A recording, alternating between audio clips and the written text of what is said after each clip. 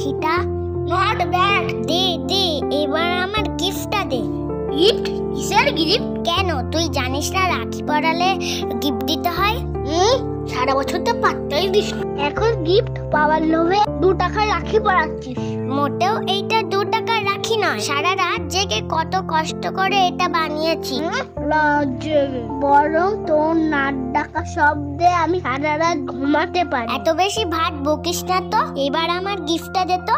এত করে যখন বলছিস, এই নে ধর।